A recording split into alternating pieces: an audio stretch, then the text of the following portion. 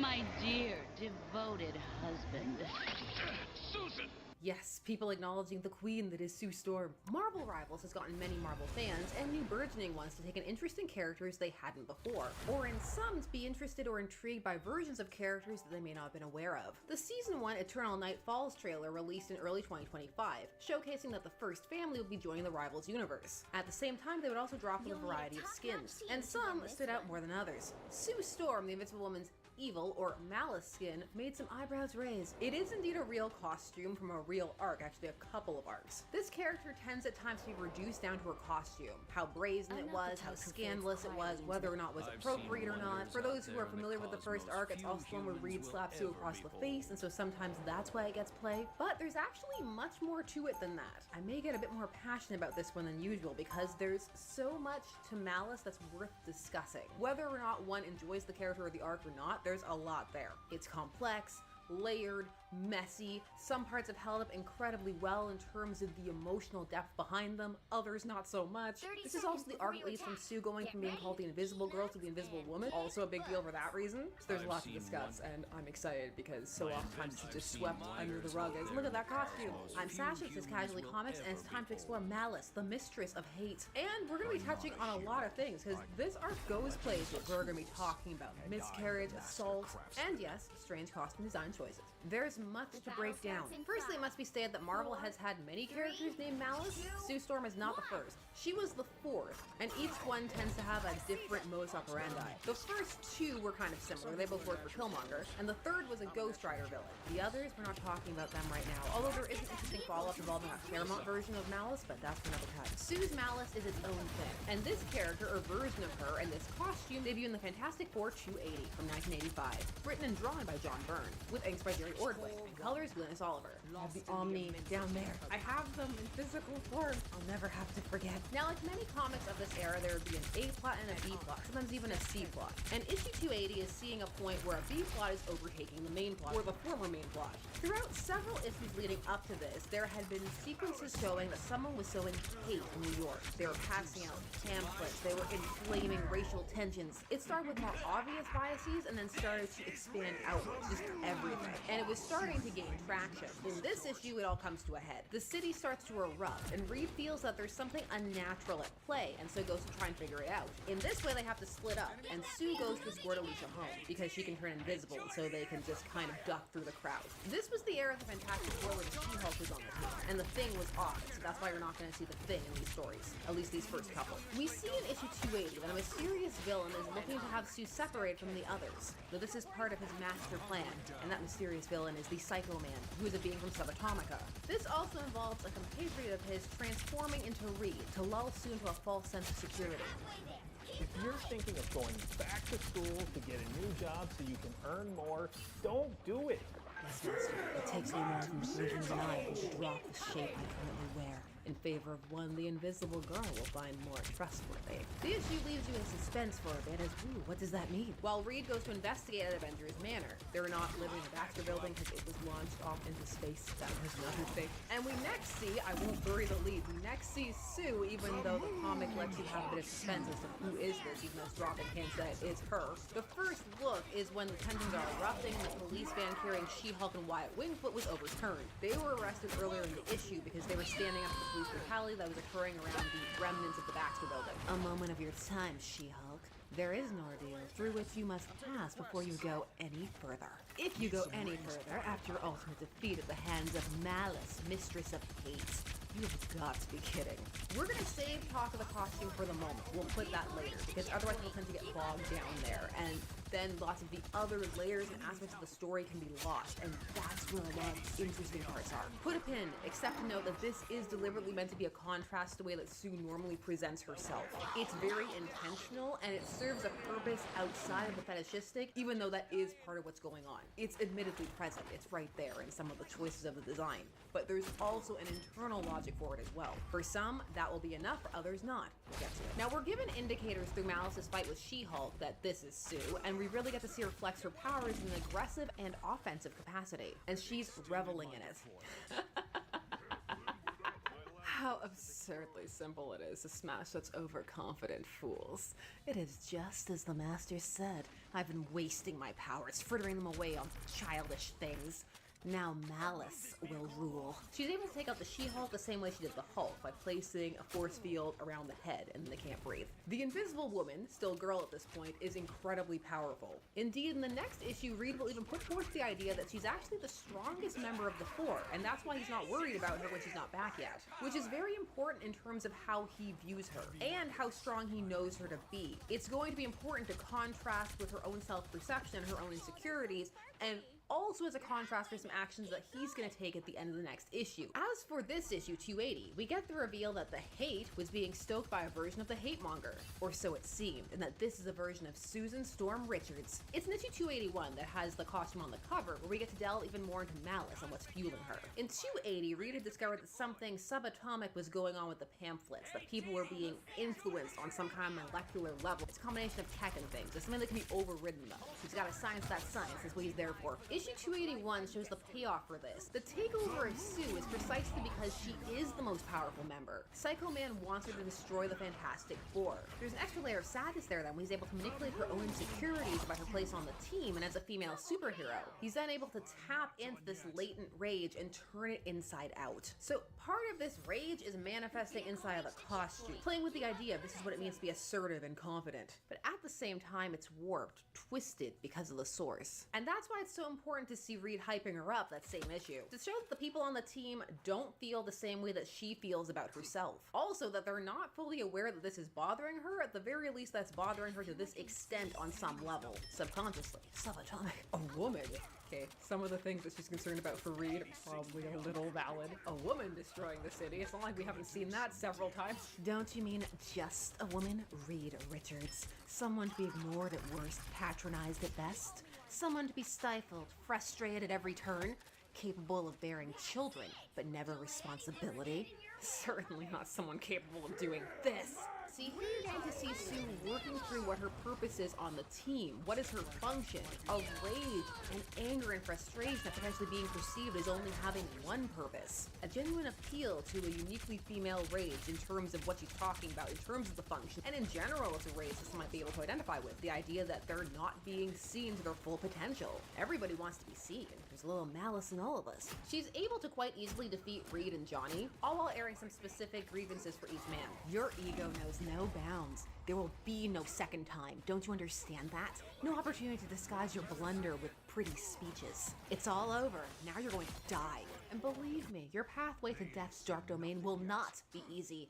I intend to see you suffer, Reed Richards. Suffer as you have never suffered before. What you gonna do, cutie? Bore him to death? Impudent young pup. It's long past time you were taught a lesson. The fact that it takes them a while to figure out who she is also angers her.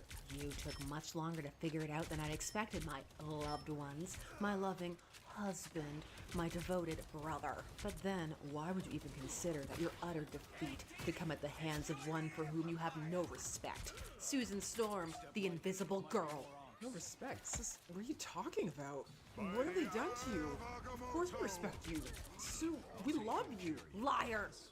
Force field to the chest. This scene truly illustrates the magnitude, the depth of the feelings that have been able to be stirred up inside of her. And they're not coming from nowhere. That's the thing. This tracks back to very early in the Fantastic Four's history. There's a whole part of an issue dedicated to how she feels sad because she's getting letters from fans about how she's not important. This is a through line for Sue. And this arc, in a way, is trying to address that. So in that sense, it's much more than, oh, this is an evil Sue. There's layers, depth. It doesn't matter how they view her, it matters how she feels about herself and how she feels they view her. It allows her to be a character.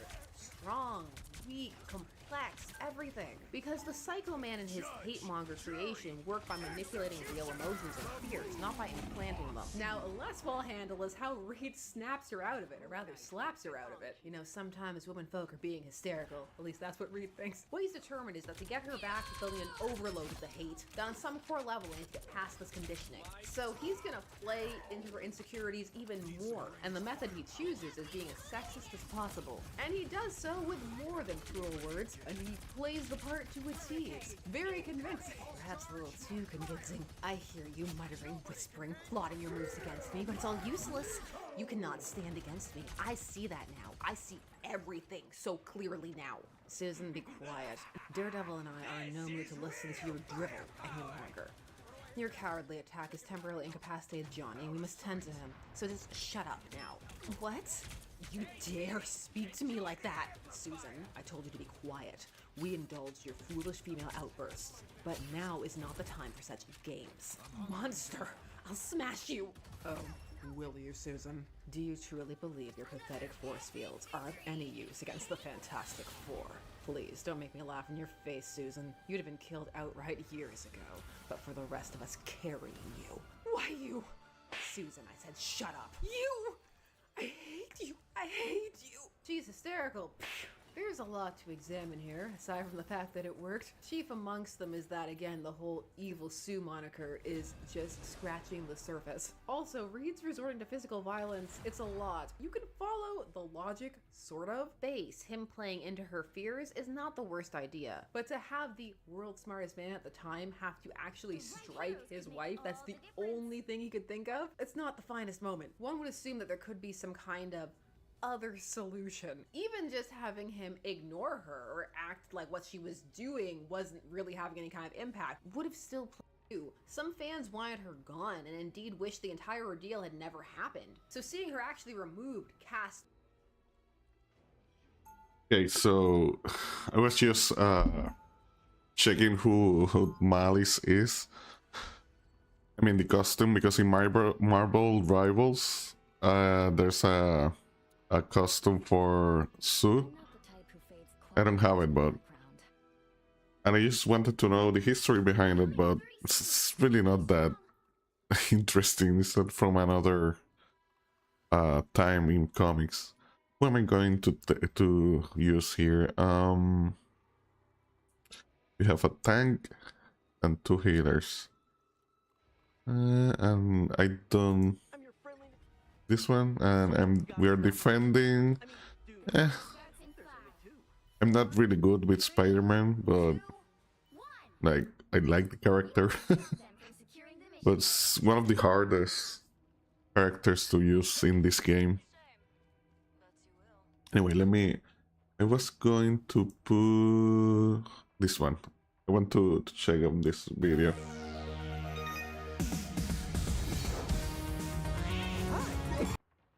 Demon Days, Ultimate Demon Day. Her stories, most comic book readers at this point for her. I never heard of Peach Momoko, so let's see who she is. Actually, it looks interesting.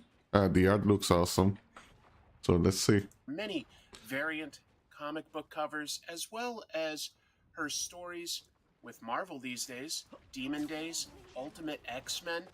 But before she was a comic book artist, she spent many years painting and doing art for magazines, art galleries, and conventions.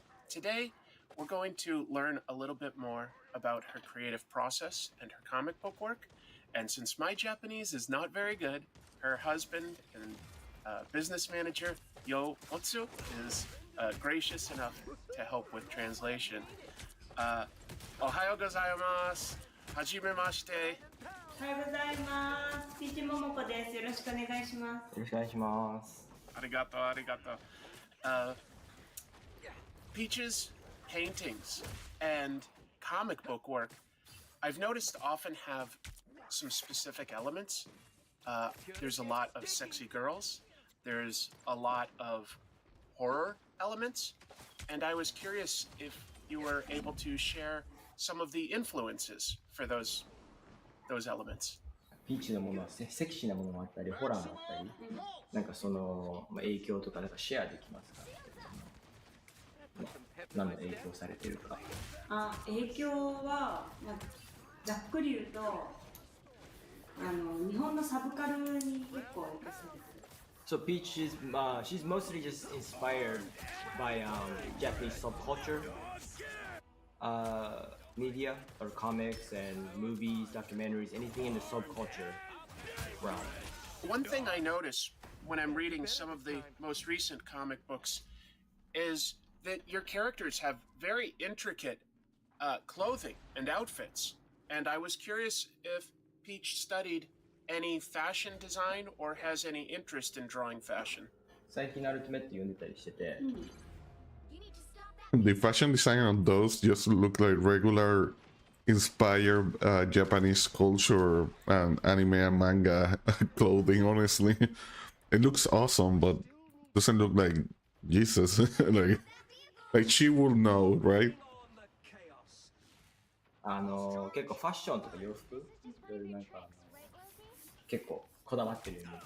ピッチはそういうファッションが勉強とかしてたんですか？いや、してないです。でも、ファッションデザイナーになるのが夢だったけど、でも今回のコミックに関しては、かなりシンプルにしてる。自分が描きやすいように。I don't think Spider-Man is working right now in this game. I mean, on this match for me. So next time I die, I would just swap. As a fan. But for Ultimate X-Men, she basically really simplified her designs because she knew she had to do this monthly. So she didn't want to go too intricate in the designs. That makes sense. Thank you. This is a question for both of you. I know you spent some time living here in America, in the Portland, Oregon area, which isn't far from where I live. Is there anything you folks miss about this area?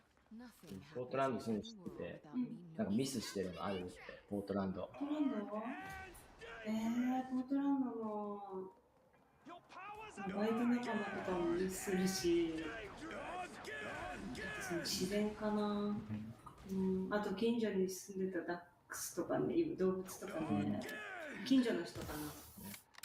So when we used to live in Portland, Peach used to work at a French creperie restaurant as a dishwasher.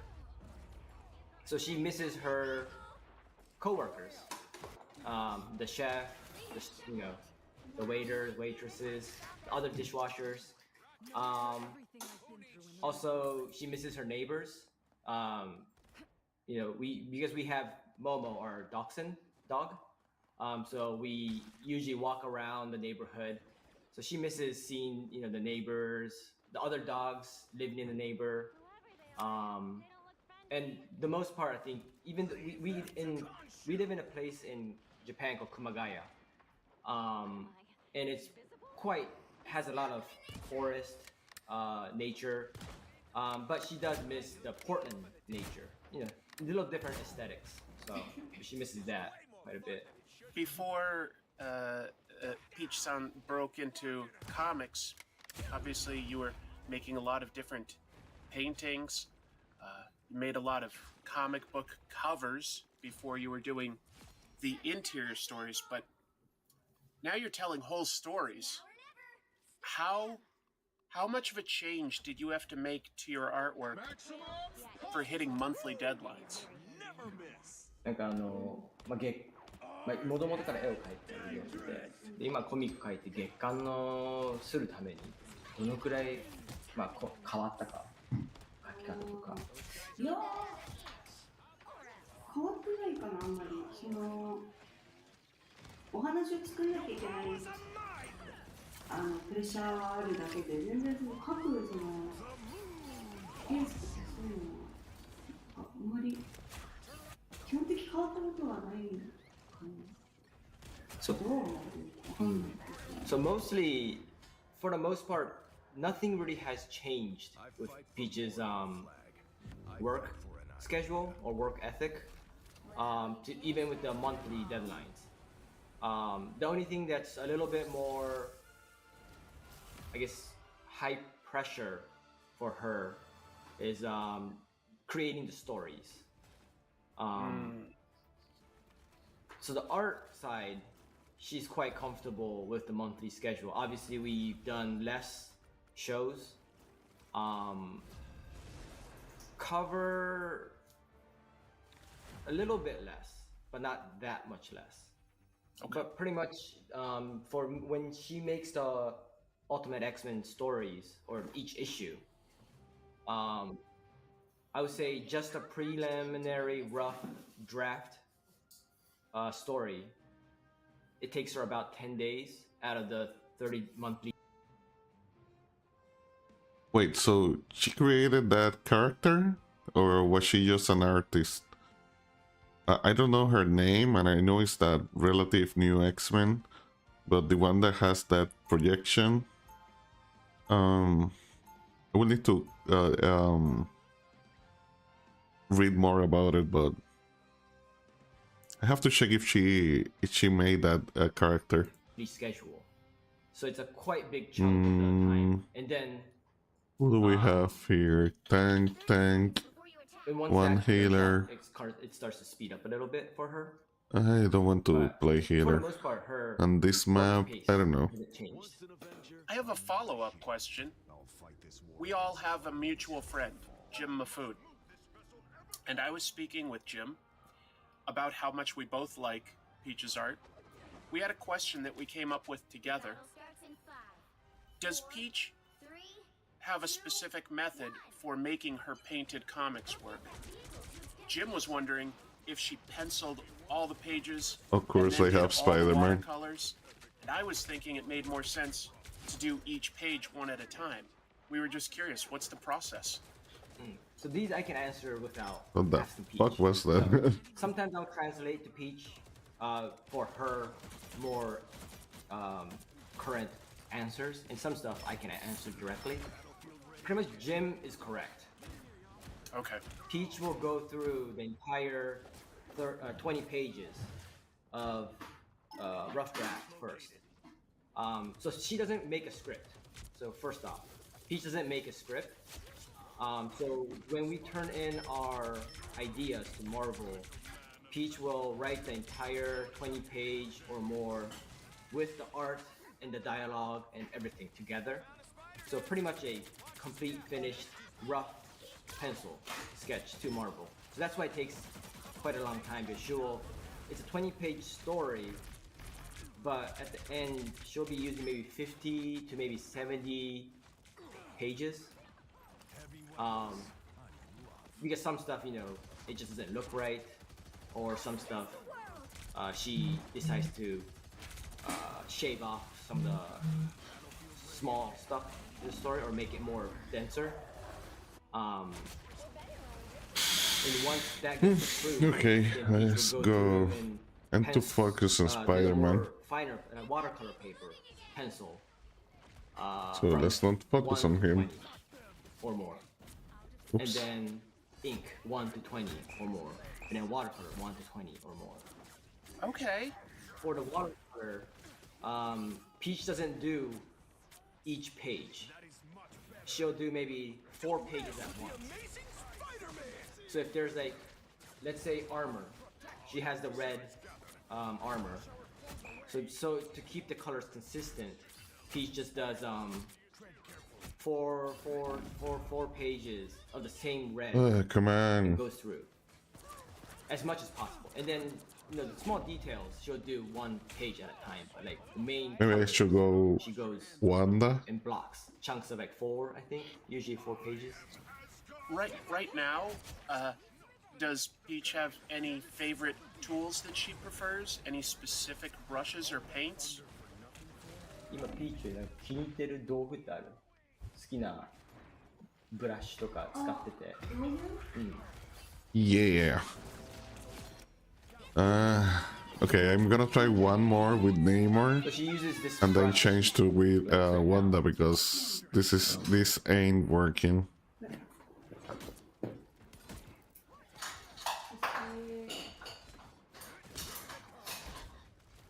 なんで？書きやすいから水彩がすごい。大丈夫?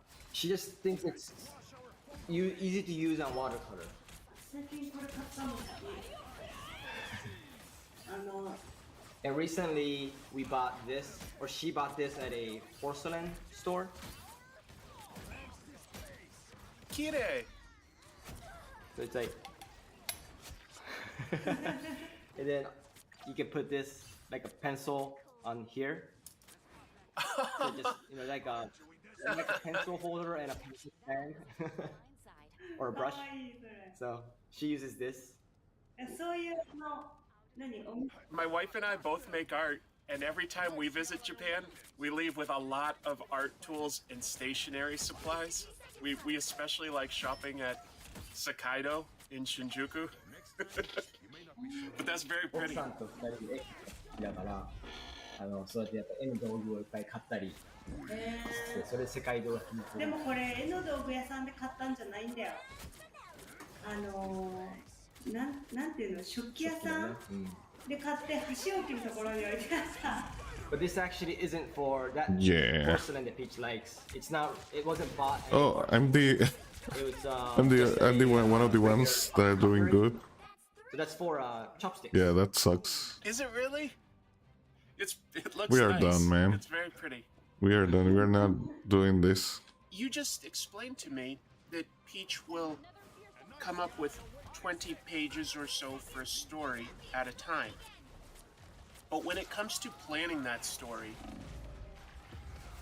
is she thinking about a character arc Yeah. or fitting a plot within a certain My number team of wasn't pages? working. What happens The composition, whatever it was, we were sucking on that one. Jesus, last one's has been real sucky. Let's see if I can get a win. もしくはストーリーの流れをいろいろ考えてからキャラクターを当てはめるのか。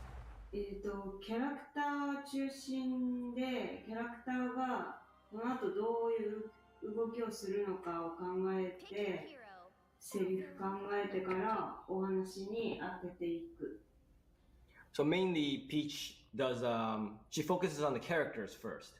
So she talks to the characters and asks like Armor or May where they want to go, what they want to do.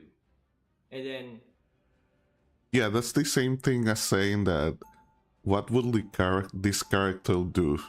Like you do an outline of the general story. I mean, you do this. Yeah. You do the general story. You know what is going to happen, and then you create the characters and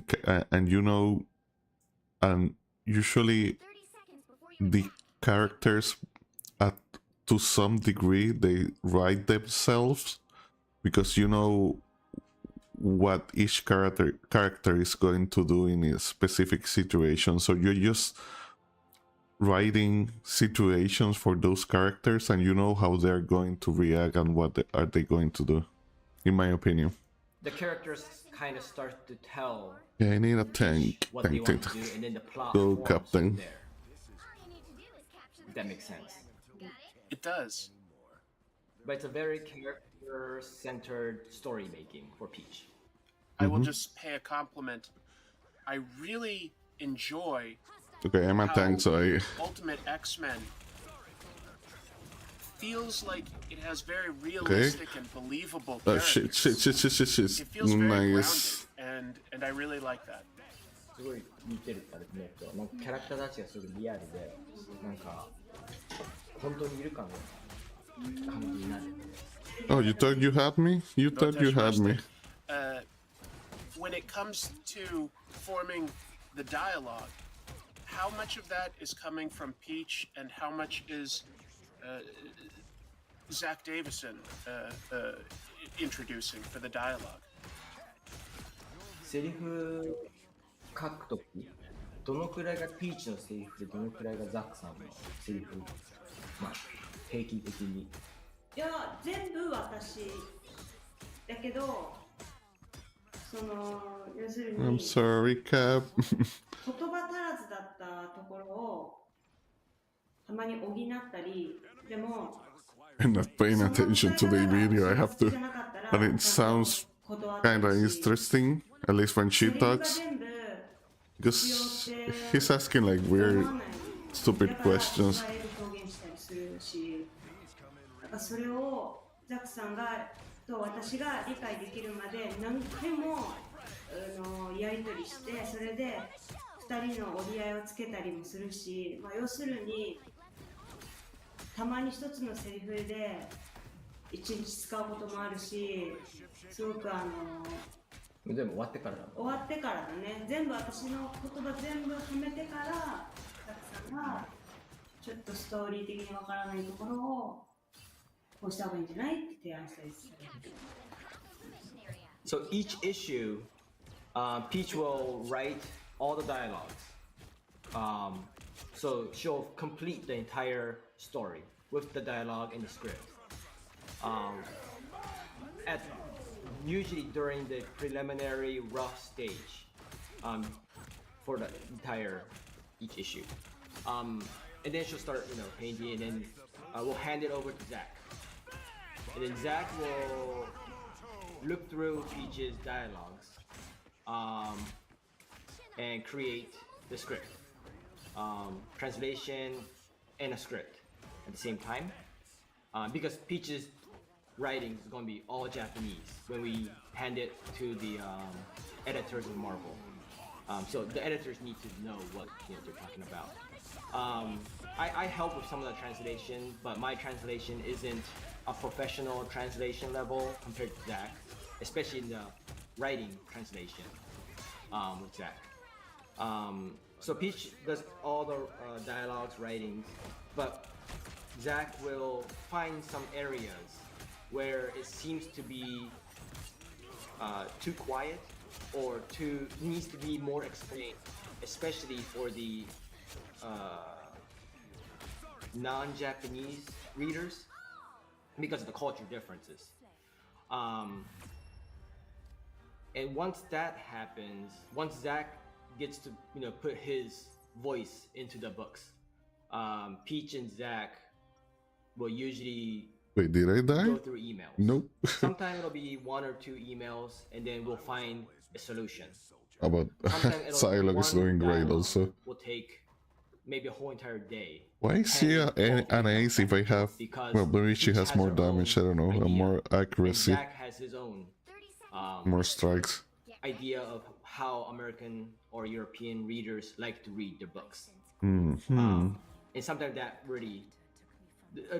I wouldn't say there's that much negotiation, because at the end of the day, Peach will just be like, no, this needs to be silent.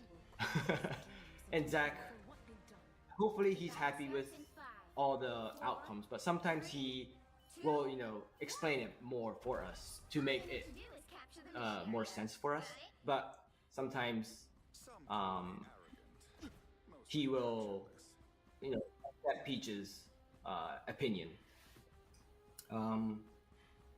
But yeah, so it's basically that, like, it's all Peach, but Zach will do the supporting part to make it flow better, basically, because her, like, Demon Days, Zach and the editor taught Peach a lot about how comics should read. Because during Demon Days, none of her story was very silent, very minimal. And then as she progressed from Demon Days to Demon Wars, she started to add more and more dialogue. And at Ultimate, because it's high school kids, mainly, she also feels there should be conversations, small talks here and there. So she, especially in the Ultimate X-Men, I think she puts a lot more ideas and emphasis in the dialogue sections too. そうなんかカルチャーの違いとかが私はあんまりわからない時もザックさんが教えてくれたりするから、そういうところすごく使ってます。あとなんかそこでもやっぱり日本のなんだろうな、雰囲気を壊さないように、そこは私がわかりやすく説明するところと、別にわからなくてもいいけど私のあれ表現したい時とかっていうのなんかうまい。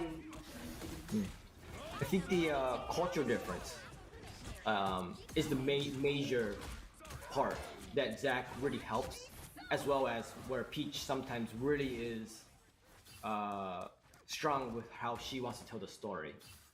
And sometimes the editors will explain that Zach's explanation is necessary to us, and they will, talk it out. And sometimes Peach will still be like like for instance, the second button to the heart on issue 1. So when we first sent it out, Peach was like, the second button. Here's the second button. And that's it. Next to the heart. And Zach was like, yes. Zach first came up with a dialogue where it really explains that, oh, there's a boy that likes you, there's this, there's that, explaining what the meaning is. But culturally in Japan, everyone knows what a second button is. So it's very awkward. The flow just doesn't feel right when there's that much explanation of what a second button is. So that conversation went back and forth, and what happened is it created the lexicon on the back page. I love that. So instead of explaining... Wait. What's second button? The second button on a boy's school uniform, it is the button closer to your heart. Oh yeah, okay. During graduation, boys will give the second button of their uniform to girls they have crushes on. Oh, I didn't know What the that. second button is, during in a conversation between two girls, we just second button, and then lexicon for the people that wants to know what exactly is a second button. To make it more, still has that cultural explanation where Zach feels that that's necessary, but also doesn't crash the flow of what Peach wants to do. So it's a very Peach with collaboration with Zach's ideas or mind. I think that American superhero comics tend to have a lot more dialogue than most manga. So the lexicon is a beautiful addition to the story. Do they? Where Yeah, I think so. we in America can Manga learn is more action. and go back and read the story again and understand it on another level. It's very nice. More action or more emotion. で、ピーチはその裏、おまけページがすごくいいタッチで、そうやって2度も3度も読み直せる。Sequential pages, the interior pages. Very different set of skills are required for it compared to cover art and paintings. I know Peach didn't study comics before she made comics, so has she studied any particular artists to develop storytelling skills for interior artwork? 表紙書くのと中書くのと全然違うスキルで、もともと中書くこともなかったけど、書くようになってから、勉強したのか誰かを見たのか。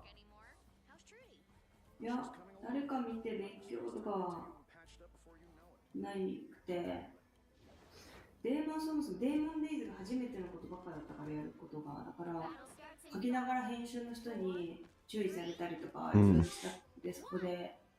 That's a really nice point that she makes. She pay attention to the editor. Something that a lot of comic creators don't do these days. あえてあんまその漫画のことにコミック読んで勉強とかはしなかった。Peach. So from start, Demon Days, like you said, Peach never did interior. No, not never, but did rarely interior comic. So she basically from Demon Days, she had no clue what she was doing in that respect. So the editors will help her. They were teaching her like how not to do the tangent lines or not to do how the panels flow should read in a certain direction. Not make the eyes wander around too much. Not too much overlaps going on. Like they were teaching her while she was working on the Demon Days. So it was Demon Days was a very experimental and a very learning process for Peach. She still consider herself learning how to tell a story, how to panel the interiors quite a bit. But with the inspiration, Peach actually stays away from reading any comics or mangas to learn interior comics. Like she'll read, like let's say, Weapon X to get inspired by, because she's in the Ultimate X-Men, she wants to get inspired a little bit by the concepts. So she was learning that, but for how to write a sequential, Peach stayed away from learning other sequential processes. なんかね、何かをやる前になんか勉強しとくっていうことをしないようにしてる。自分がなくなっちゃう。So Peach, whenever she starts something, from X-Men or anything, Peach Where are tries you to stay away going? from learning Okay. about that project. Because she wants to keep her voice, her own style. For this case, her own sequential. Yeah, so she just kind of stays away from studying that specific, if it's a sequential, she'll, stay away from studying about sequential. If it's about character design, she'll stay away from learning how other people character designs. Just kind of stays away so she doesn't look like she's following another footstep. That's very interesting. 面白い. Because Ultimate X-Men truly feels different and new. And that makes sense now. Although it still has the same themes that X-Men has had in terms of feeling like an outsider and dealing with school. So it's very impressive how it has blended the themes that are important with new pacing and new characters. Very impressive. すごい面白いコンセプトでも本当になんか本当新しく感じるアルティメットにでもやっぱりX-Men のテーマ部外者とかのけもんとかそういうものに対してすごく元々の X-Men のテーマをすごく踏んでるから。そうなんか書いた後に At least I distracted them. We barely had any kills also. 確認するために作品を読んだりすることもあったりもしたりするね。で、あと手こずったりするときは資料見たりするけど、でも Okay, one more. そんな感じだね。Yeah, so for Ultimate X-Men, like I said, One more before I get a break. Peach will basically, A quick break. For Ultimate X-Men, she'll do the whole, that issue without any X-Men ideas at first, like what she wants to tell, what her concept is, and then after she figures out what she wants to tell, then she'll kind of research a little bit of the X-Men, like the theme, like the outsider theme, and then see if it fits. If it doesn't, then she'll scrap that idea and start thinking again. But she tries not to think from start, what would X-Men do? She starts to think what story does she like to tell? And then naturally, it should fit with the X-Men themes. It feels very new. Atarashi. How did Peach decide which characters she wanted to use in the book? どのキャラクター使いたいって分かった？何が？キャラクターアルティメットで。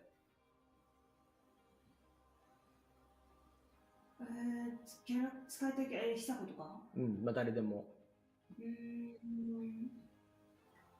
久子は久子であるじゃん、なんか使いたい。で、その後のキャラクターはなんかなんだろうな、ストーリーに合うキャラクターが誰かとか、なんかそういう探し方してるよね。誰が当てはまるのか、そういうキャラクターに合う子って誰かいないかなとか、そういう選び方はあったよね。So it's not that complex, but for Hisako armor, so Peach chose her because after researching an X-Men character that's Japanese, because CB wanted, when he approached us for Ultimate X-Men, he wanted, what if the X-Men started in Japan? So we wanted to make sure the main character was a Japanese character, and we already did Mariko for Demon Days, so we wanted to find a different Japanese character. And Hisako was just a character that Peach, after researching, she really liked her concept, the armor and everything. But the rest of the characters, depending on how Peach tells the story throughout, the character just kind of naturally shows up, if that makes sense. So nothing's really planned too much. Like we'll show Mei, or we'll have Kanon, or we'll have Natsu. She doesn't really plan that. So just kind of, as she writes the story, she feels that, there's a new girl in town. There's, kind of more. So it's, yeah, hard to say. For my audience, armor, or Hisako, her powers are to have armor around her. And the character is very shy and introverted and closed off from the world. Was the character already conceived before you decided on the powers, or did the powers just suit the story? 久子ってアーマーじゃん。それが殻に閉じこもるで、シャイで陰キャ。これはストーリー書いた後にその久子の立ち位置がそれにハマったら、その久子のキャラクター設定から始まった。So for Hisako, or for basically the ultimate line, Peach saw Hisako and her powers, and then that's where the entire story, like Hisako being introverted, Hisako, and being shy, not good at telling her emotions to people, like all that came out after Peach decided on doing Hisako. それが私の物語の書き方なんだよね。キャラクターデザイン先にして、キャラクターの性格作ってからじゃあこの子はどういう風に進んでいくんだろうっていうのが私の物語の作り方。So that's mainly how Peach writes her stories too. She will make the character designs, give them attitudes, expressions, give them their characteristics, and then from there it evolve into the stories more. Okay. And May Storm is kind of the perfect idea for that, because Marvel wanted the new champions cover variants, and the editor asked Peach to do a sidekick for Storm, but they wanted a Japanese sidekick for Storm. And for Peach, she felt Storm's sidekick. Peach didn't really want to do a sidekick. She wanted to do a Japanese girl that's a huge fan of Storm. So not necessarily a sidekick. That's why she has similar aesthetics as Storm, because she's a fan. If it's a sidekick, she might have different looks. Sidekick doesn't. We don't think they should look aesthetically the same all the time. But if it's a fan, they want to have the same piercings. They want to have the same leather jacket or some kind of aesthetic. So Peach actually, for the cover, she didn't just make May Storm in the cover. Peach actually created a whole character design sheet of May Storm. And after that, she created the cover. So May Storm was, in Peach's mind, there was already a May Storm characteristic idea before the cover came out. So she likes to play that way. Ah, how exciting. Has Marvel put any limits on what kind of a story you can tell? Or it feels like in Demon Days you could do anything you wanted, and I didn't know if there were any limits on what you could do in X-Men. X-Men リミットってあったっけ？制限、マーベルさんから。自殺とかダメだけど。いや、だって寿司書いてるじゃん。そうね。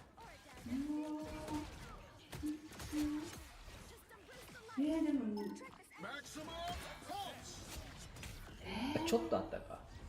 なんかあったっけ？ないか。他のアルティメットで使ってるキャラクターは多分マジックとか。そうだね。そのぐらいなんか結構自由。そうだよね。なんか好きにやっちゃってみたいな感じだったよね。So there wasn't that much limits for Peach. The only small limits was because it's a shared universe, unlike Demon Days. Jonathan Hickman or CB told us we can't do magic or we can't have so and so. That's because it's already in. Obviously, it has to be X-Men character, so we can't choose, like Spider-Man. That's off limits from start. But yeah, so they kind of was. They just told her to just go, and Jonathan. We actually were more concerned. Like, can we do this? Can we do that? And Jonathan just kept telling us, just do what Peach wants to do, and because that's why Jonathan wanted Peach to be on the Ultimate X-Men, because of the low boundaries for her. Talking about the craft, about making comics, in the Japanese manga industry, it's very common for many artists to use assistants. Would Peach ever want to use assistants, or is it important to control every aspect of the story herself? So that I can answer. Peach, for the most part, will never want an assistant. アシスタント欲しいかじゃないよね。She really likes doing everything as much as possible by herself. She won't even let me erase her pencil lines after she inks.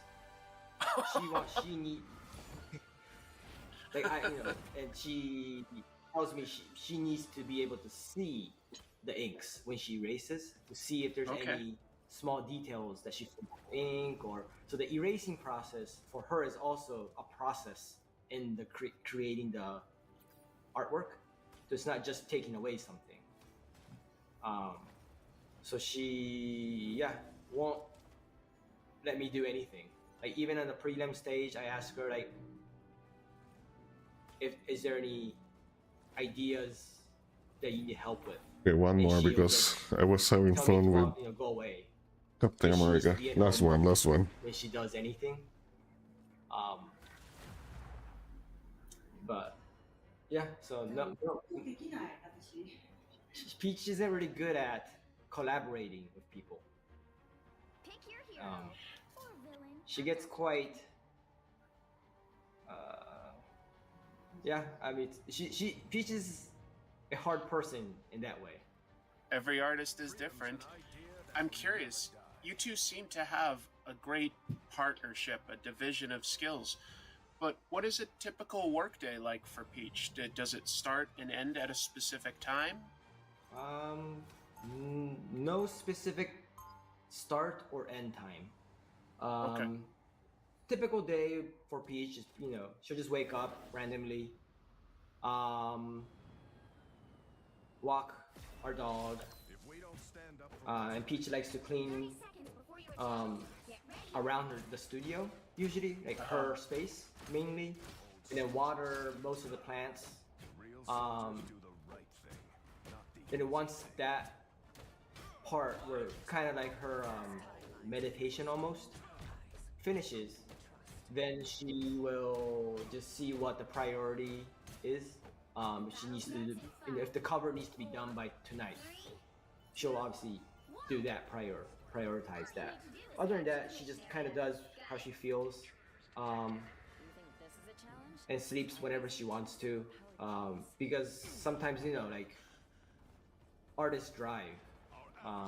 There isn't really a 9 to 5 artist drive. Like, if she's inspired or has an idea, she'll just keep going. I try to stay awake with her. Not that I do anything with her. Like, I just kind of stay awake, maybe answer emails, play video games, um, have more of the easy life than Peach. But try to support her. But sometimes Peach is just so Okay, that comp, into the I don't know if story Scap is a good match, so that by the time I fall get to asleep. them, I'm going to be And I wake up around 7 shredded. a.m. and Peach is still sleeping. So Maybe this one. there's no typical day for Peach. Okay. That's why a lot of people ask us whenever we do shows, do we have jet lag? And we both never have jet lag because our schedule is just all over the place. That life itself is almost jet lag.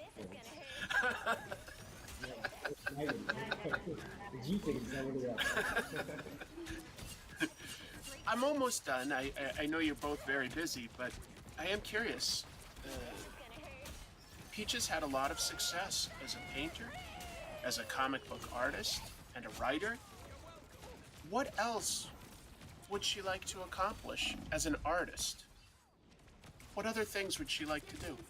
結構絵描きとしてとか、コミックアーティストとしてとか、表紙アーティストとしてとかで結構成功してはいるけど、他に何をなんかやりたいことってあるか？フードコート島に暮らしてるんですひたすらこうストーリーボード書きたい。So right now, Peach's kind of dream is to live far, far away in a small island where there's no people, and then just keep painting her own stuff. Okay. Marvel stuff and her own stuff, but basically painting without any outside. 要するに目的を見つけた次の、その目的。So when we were in Luca, a couple people asked that last 2 weeks ago or last week, but and Peach, once Ultimate X-Men finishes, Peach is very, very worried because she needs to find. She feels she wants to know what she's doing, basically, like how her future is. So with the Ultimate X-Men, she knows she has a work schedule till Ultimate X-Men ends. But once that ends, Peach is thinking her life is going to end. Like she might just die because she has no purpose in life. So she likes to have these purposes. So that's why one of her kind of I don't know, goal is kind of weird, but like she just wants to be in a small island and have a lot of stories to give her, to keep giving her like, you know, motivations and purposes of living. So she's worried, but I mean, at least I know that I needed to be on the web to heal myself. Yeah, I'm not a good Penny player, just in case. And when the Penny time Parker. comes, and if you know, well, Peach Is it has Penny ideas. Parker? This girl, this character? While she's doing these Ultimate X-Men and covers, she also has, you know, once in a while she'll just paint stuff what she wants to paint. And sometimes it's just you know, a pin-up piece, but she also has stories that she wants to tell. That's pure original. She's just kind of warming it up. So I know she will find a purpose if you know Marvel lets her go. But I'm pretty sure Marvel will keep her for a while. I think that they would like to. I think that they would like to. She won't die for a while. That's very scary, yo. Big earthquake or something, but. Well, I think that what Peach is doing as an artist is very important. It is helping give a fresh perspective and opening people's minds and attitudes. And I think that's very important. And it also brings people together in something that they can enjoy together. So thank you very, very much.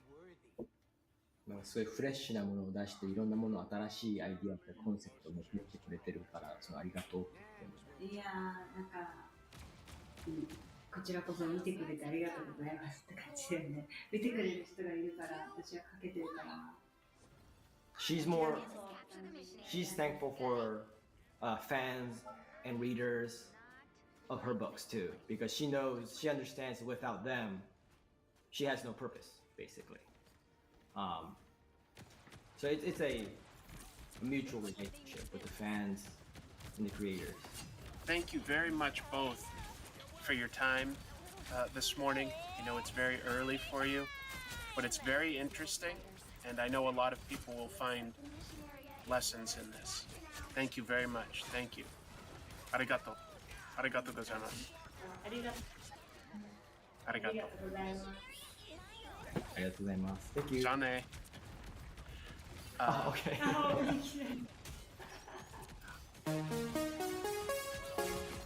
Hey everybody, thank you so much for watching this episode. I've got a few people I want to thank.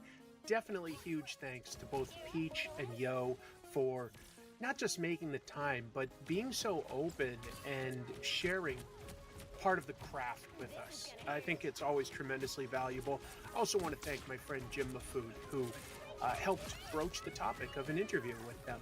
And I really enjoyed getting to talk to Peach and Yo. They're just such kind people. A real privilege, a real privilege. Thank you very much, of course, for watching. Thank you to my patrons who make this show possible every week. Trying to keep on a regular schedule, you may have noticed. This is week 3 in a row that I've got an episode out on time, and I've got more coming. I always try to do a Christmas episode of some sort, as well as a top books of the year episode right before the new year. So I've got those 2 in the works, and trying to fit in one other video which will come out next weekend.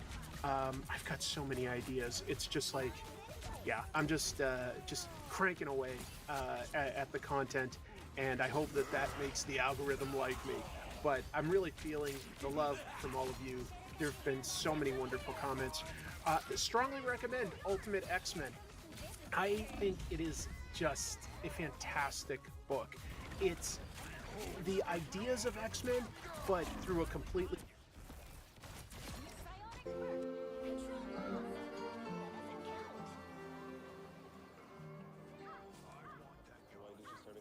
Yeah, I'm not gonna see it. Well, I decided to open the Revolve company because I felt that there is a huge space for innovation and for evolution in the open world RPGs. And to achieve that, you need to have independence and artistic freedom. And sometimes you need to make hard and risky decisions. And the best way to do that is to open your own company and make your own choices. Do you remember the second Fallout from '98? Oh yeah, it's one of my favorite games ever, and I was so excited when you used that as a point of reference because for some time now I've been aching to return to the promise and the value of old school computer RPGs. yes. And to combine it with modern graphics, with bleeding edge tech, with a dynamic, fast-paced combat, merge these two. So Rebel Wolves are the devs behind the first Witcher games.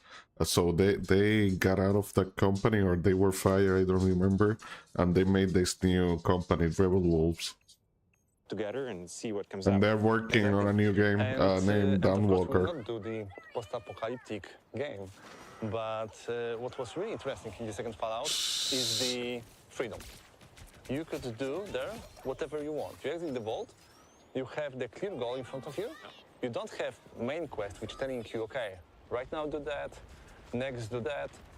You just shape your own main story, and you build your own experience. And this is like the total freedom in the games. Yeah, and as a writer, this is something that excites me about the games the most.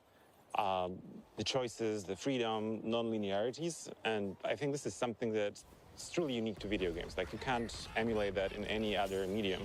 So I'm so glad that we're making a game that sets out to explore that space and see what new is to be done there. So that's great.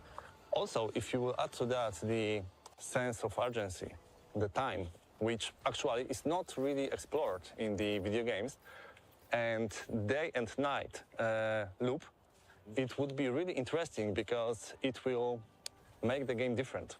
Yeah, no, I get that because the sense of urgency is so important in the context of open world RPGs where players can become distracted and kind of get away from the main story. So finding a way to make sure that they remain invested, that they remain at the edge of their seats is so important, and I think it's something that's lacking from the games in that niche. And if you will add to that the hero, who have the different loop at the day and different loop at the night, it makes the game really unique.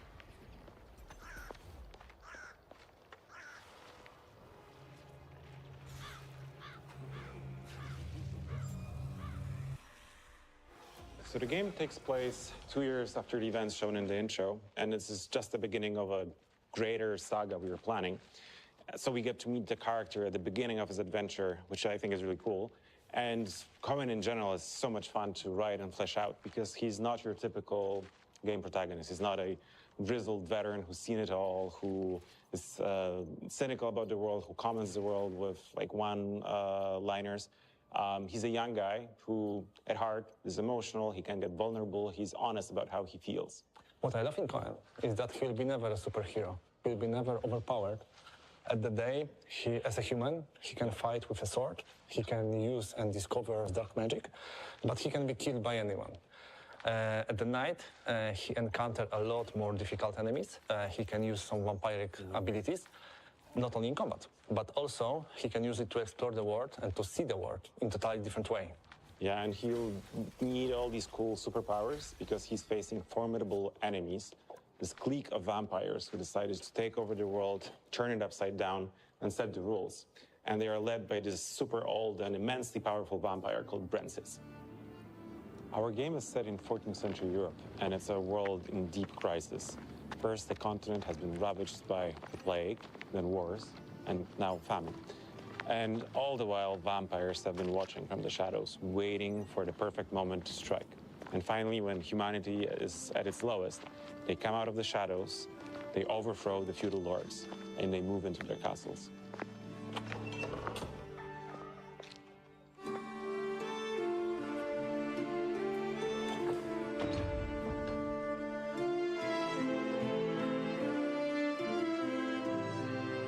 Vampires ruling the world is not necessarily the bad thing.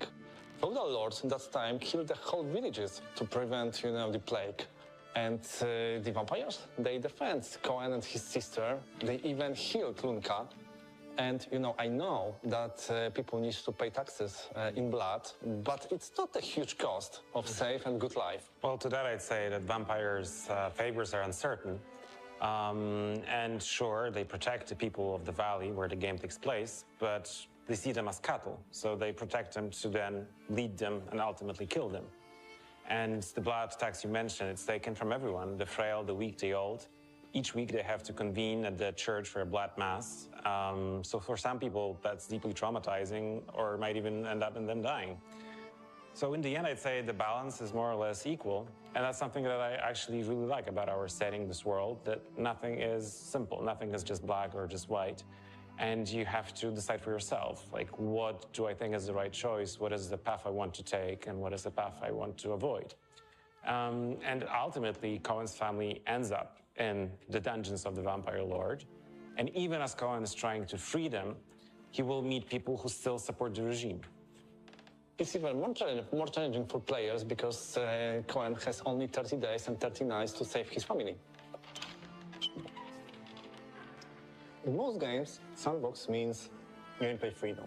In our, it means narrative freedom. We don't think about the quest like the main quest or the side quest. We just have quests.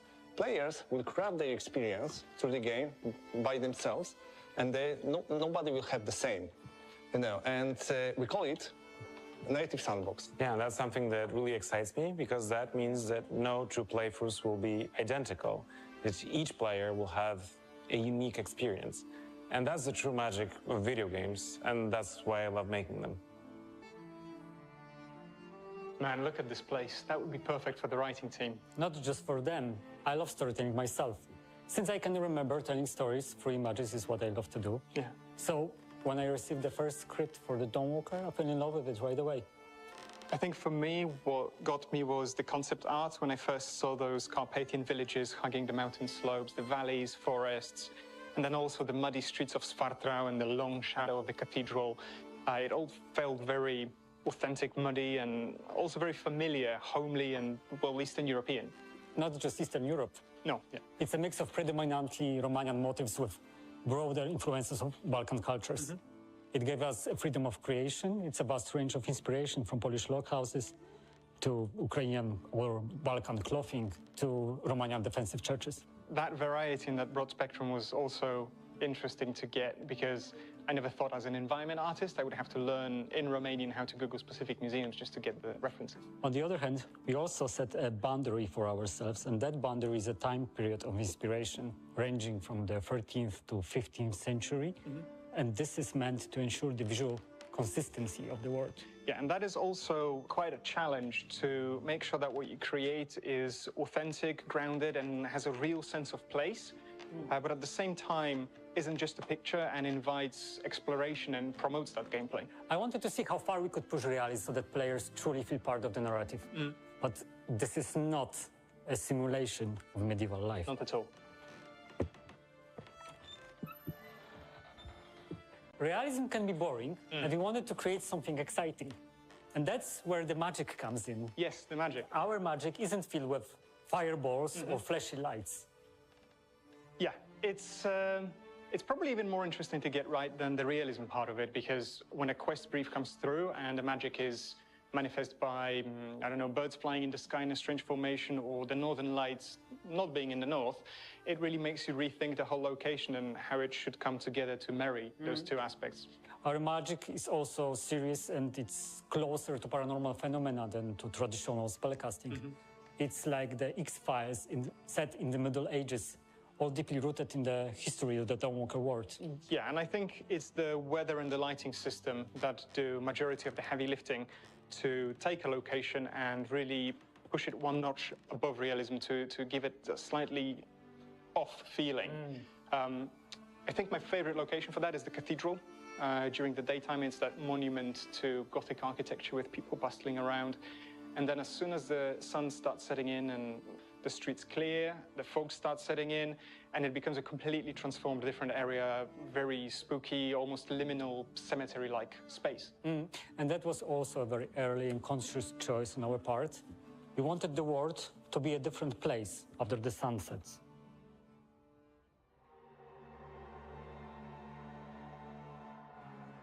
Right, so hold on. Environment art is something I understand, right? I do it every day, I understand the creative process behind it, but I've never touched anything to do with character art, which is your speciality. So would you mind walking me through what was your creative process in coming up with that whole thing? Sure. So we approached the work on vampires very seriously. It's a whole new universe. What's even better is that it's a mix of familiar elements with a fresh twist. We all know that vampires are well-defined in pop culture and have been around for a long time, so we wanted to create something fresh. So what primarily sets them apart is their teeth. Our vampire teeth keep growing throughout their lives. The older the vampire, the more teeth they have. So instead of two sharp teeth, they have a series of needle-like fangs, densely growing from their jaws, often emerging from different parts of their skull as they age.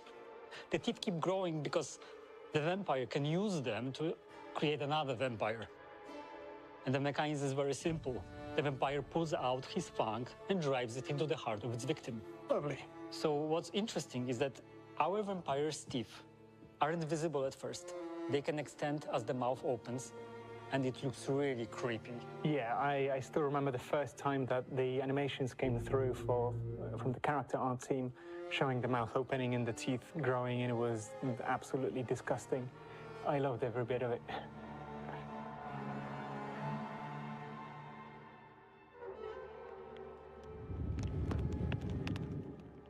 So Cohen's Argyria, the silver poisoning he got when he was working in the mines, is both a blessing and a curse. Because on one hand, it weakens him.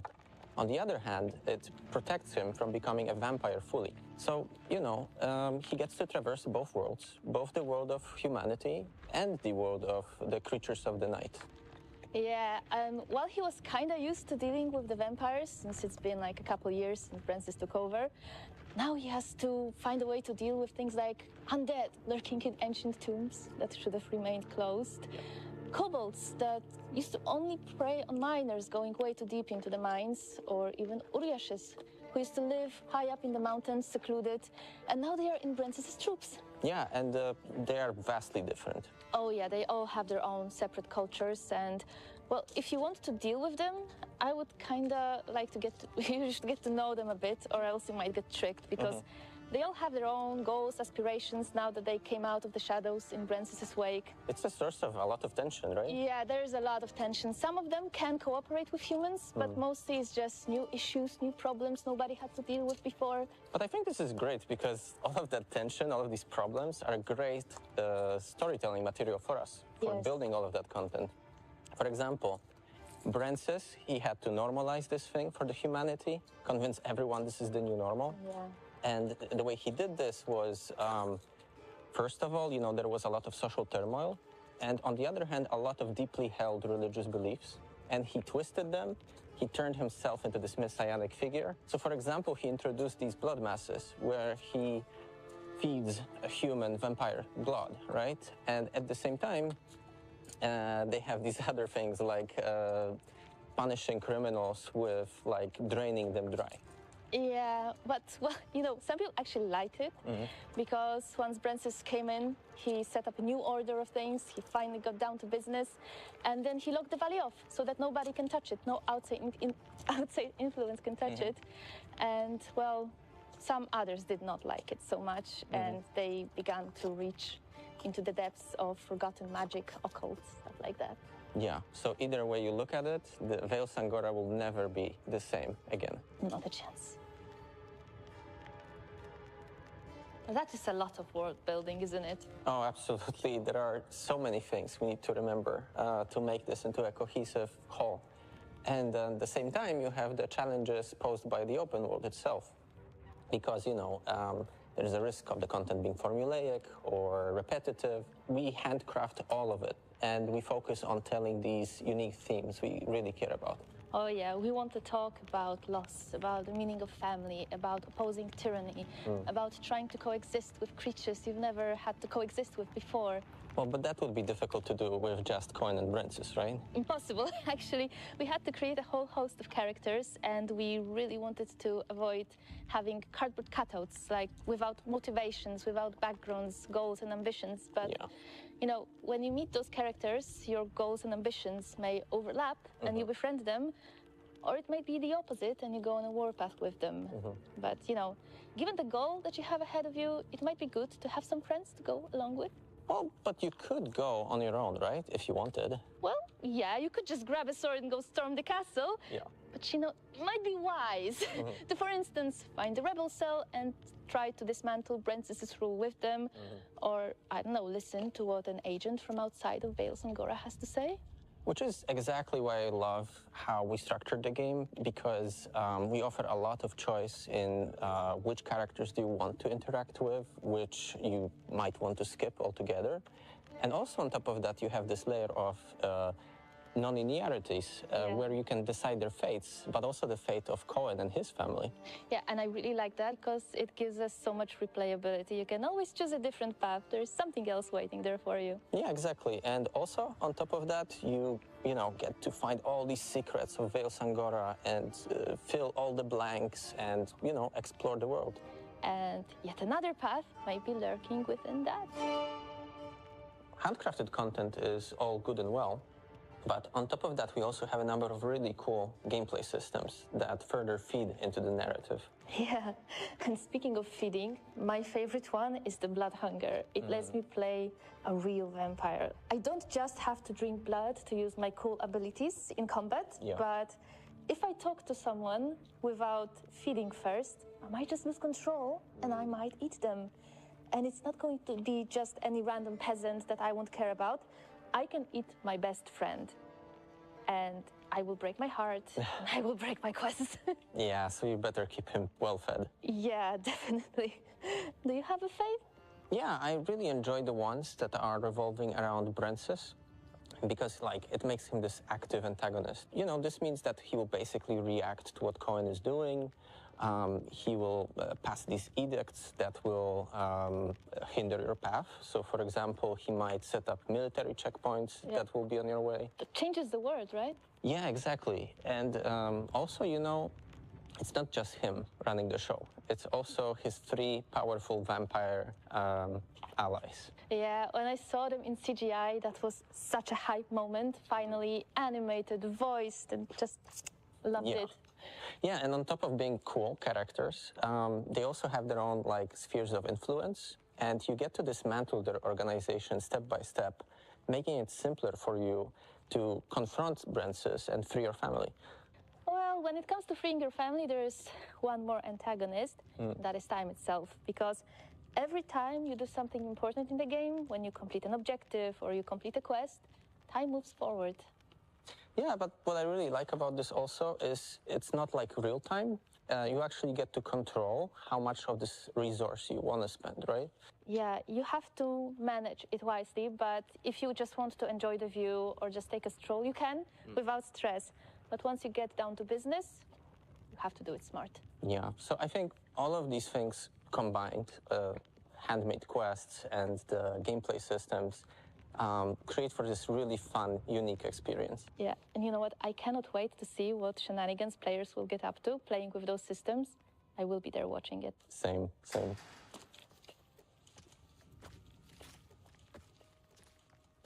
As you can imagine, last 2 years were really intense for us.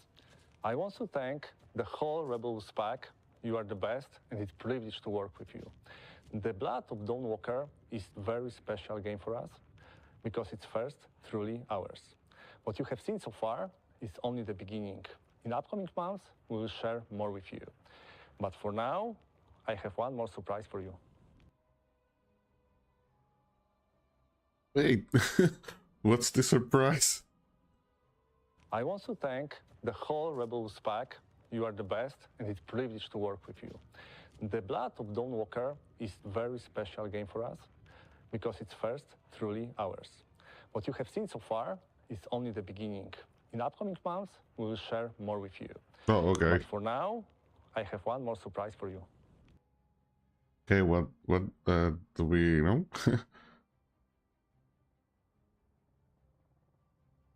This thing, if this game turns out to be a spiritual successor to Blood Omen 1, I will be all for it. Yeah, me too. I don't know.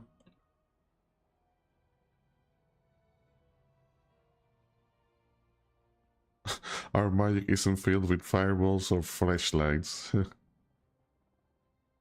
The kind of game we want. So I don't know. There's a stream here. Game reveal event. Maybe this is it. I don't know. I really hope you're comfortable.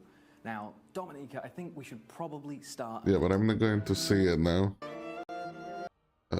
Maybe tomorrow. And this is like the total freedom. Oh, here it is. Yeah. Makes a They have to convene and So yours could go on your own, right? If you wanted. Well, yeah, you could just grab a sword Okay. and go storm Okay, the so castle. that is part of all of this. Wise. game for us. Okay, yeah, this one. Okay, I'll see this later tomorrow. But for now, I need a break. So